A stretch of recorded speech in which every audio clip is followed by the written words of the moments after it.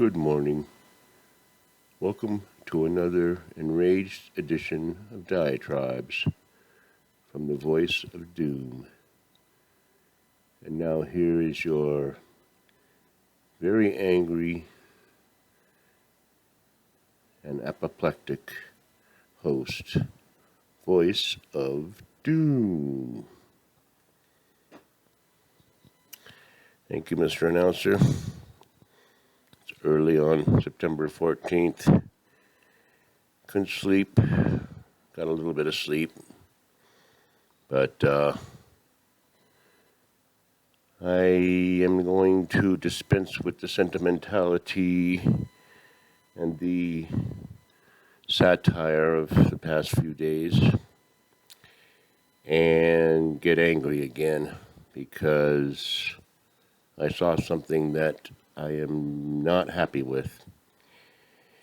And I no longer am demanding the resignation of Petri Dish and his cohorts and his henchmen, because I think that at this point we need a legal authority to have warrants issued for their arrests and have them charged with manslaughter and taken out and arrested and put through the system.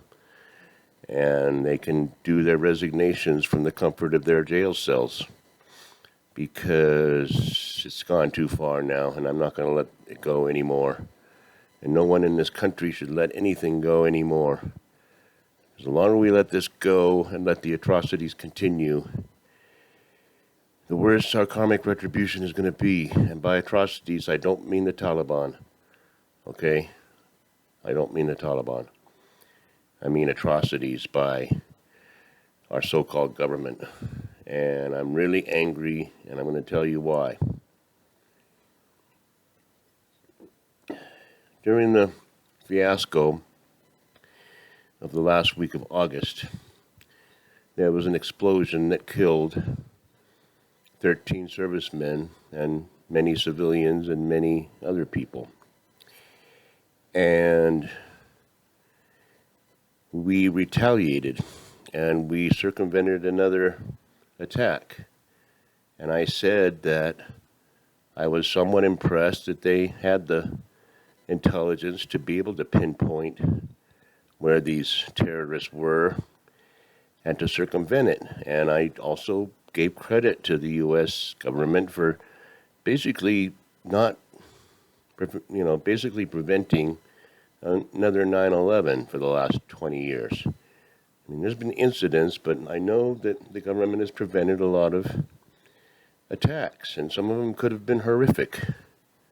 So I give credit to them, but I don't know if I can just give credit anymore willy-nilly, because I don't know what the hell's going on. Because I was impressed with them taking out a suicide bomber and circumventing a bomb. And I was wondering how they managed to do that. How can they pinpoint exactly where this person was? And I realized how they did it. They did it because they lied. They lied about everything.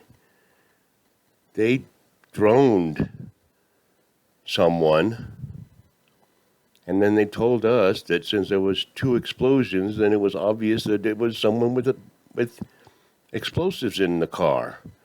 So they concluded that they stopped a suicide bomber, and that's what they told us. Dupes, us patsies, us idiot Americans that buy anything that they say. They circumvented another attack. That could have been worse. Do you want to know who they killed? Get ready to get angry. Because this is what you see on the news when you're not watching American news. This is what you hear. Yeah. A family was killed, 7 kids. You want to know who they were? Okay. Zemaria Ahmadi was the so-called terrorist that had water bottles in his car that he was distributing to people because he was an aid worker, he was an engineer, he was an electrical engineer. He was a successful professional person. He had a family, and when you hear this story, you're going to be sad. His nephew, Samir Ahmad, 25, was killed. He was about to be married. Nazir Haidari was killed, 28 years old. A soldier for the Afghan army was waiting for his visa so he could get out because he knew he was doomed if he stayed. Okay? Now, Zamaria Ahmadi drove home to his family, and his kids came running out to the car. This is the story that I'm getting from the relatives, from the brother. His brother's name is Imal Ahmadi. His brother said his brother drove into the driveway, and the kids all ran out to the car to greet him, just like kids do in America. And the kid is 12 years old. The son says, "Can I park the car for you?" And I remember when I was 12 and 13, and I was excited, and I could actually reach the pedals. And I thought, my dad let me drive the car in the driveway and back it up and pull it forward, and that was so exciting. So I'm just thinking, just like me, just like everybody in America. So the kids all come running up, and the son's next to the father in the car, backing it up and putting it in the driveway, and a drone comes and kills them, okay? A drone just comes out of nowhere and blows them to shit. Along with Zemaria, Nazir, and Zamir, Faisal, the son, 12, who was parking the car, was killed. Farzad, another son, 13, killed. Malika, a niece, son of the brother that was daughter, killed. Arwin Ahmadi, 11, killed. Benjamin Ahmadi, 6. My son's name's Benjamin. Hayat, girl of 4, killed. Somaya, a girl of 3, killed. And you see pictures of their photos, and they're not dressed in burqas, and they're not dressed all, with guns and bullets wrapped around their, waist. They're dressed like regular people in America. They look just like people in America. The kid's taking its first steps. They're all dressed nicely. They have nice photos. They don't have, they don't have dog-eared photos. They're civilized people, and they're beautiful people. If you ever look at the Afghanis and look at them objectively, they're beautiful people. And I am pissed. And they are victims, and I use victims in the one correct sense that you might use the word victims, because they're a family. He's an engineer. They're doing their best to help. And they're blown up by America because we think that he's got explosives in a car because of some satellite thing that was probably from Google 3 years ago. Who knows what it was from? There's a satellite image of a guy loading up bottles, and it's like, well, there's a suicide bomber, blow him up, and we can say that we circumvented a damn frickin' attack. Now, are they going to be arrested or not? Because if they're not, we're just going to get deeper and deeper. All of America is going to pay for their sins. All of America, because they're in power.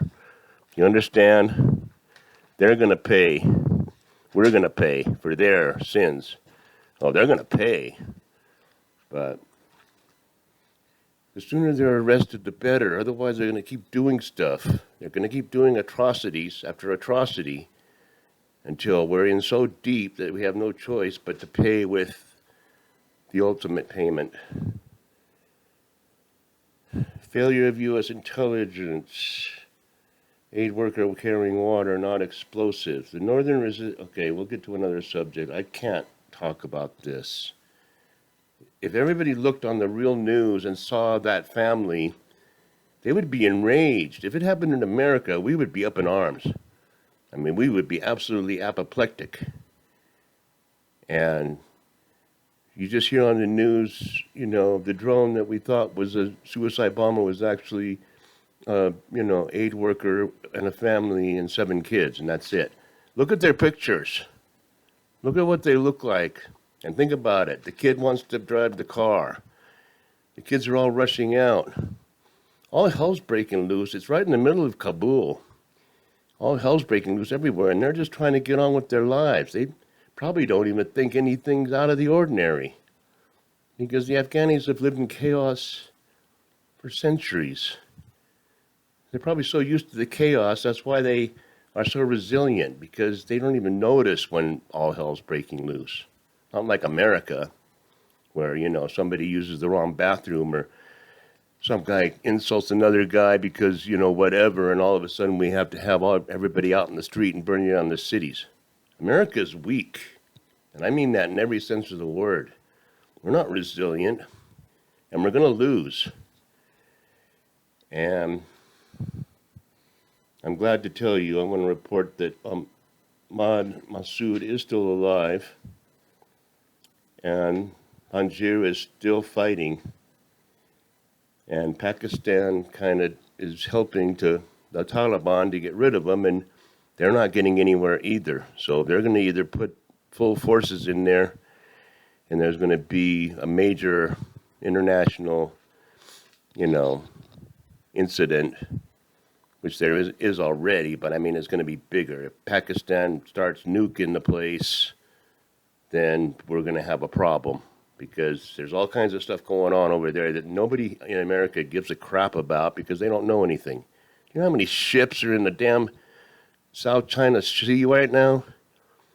Do you have any idea how close Taiwan is to being attacked? You don't know anything. I'm getting sick of talking about stuff because nobody's listening. We're about to be blown up and nobody gives a crap. And I'm really pissed about this family, and I think that we should remember this 10 just like we remember 13. And I'm going to tell my boss, because he has a table set with the 13 on it. And I want him to set a table for the 10. Because they're the people that have to be remembered, because they're truly victims. They were just trying to live their lives.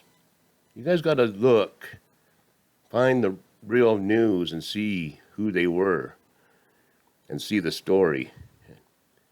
And if you're not angry to the point where you want people physically removed from their house and taken to jail, and I don't care what color the house is, then you're not a human being, and I wish you would go back to wherever you came from. Because I'm not happy, and I'm going to continue not being happy, because they're going to go from bad to worse. They just can't stop fucking up. You understand? And then they lie. They tell the American people so that they look good that they circumvented a suicide bomber by bombing a family of 10. So that's not going to hold. It's just not going to hold. I don't care if I had to do it all by myself, and I'm not saying anything about what I'm going to do. I can do a lot from this room with my mind. So tired of this, tired of the lies. That blinking, winking nodder was a disgusting spectacle, and they don't even go and want to face people face to face anymore. They always are in their office with their flags behind them, like they're the imperious, they're the imperious, powerful people that you see on Twilight Zone or in, 1984, and we got our flags behind us, and we don't have to answer your questions, and what we do is for the good of all of you, so don't even bother, you small people. And then the senators or congressmen are all slouched in their chair with their mask on, and they look bedraggled, and these frauds and scum have their flags, and they're all sitting there all imperious. Sickening. And everybody should see into it. Bunch of private enterprises spend their own money trying to get as many people out as they can, and then they take them to a certain place, and then America stamps something on their thing and says, "We saved them. Yes, we saved these people." And then the people come out and say, they're lying. They didn't have anything to do with it. They stymied us. They blocked us every step of the way and then took credit when we finally got them out. So if this doesn't stop soon, then we're only digging our own graves as a country. We got to stop them, arrest them, They're guilty of manslaughter. Don't you understand? And it's 15 minutes. It's perfect. I think I made my point. Go on the news and look at their pictures and tell me you're not angry. I don't care, Democrat, whatever. They got to go. Arrest them all now. Good morning.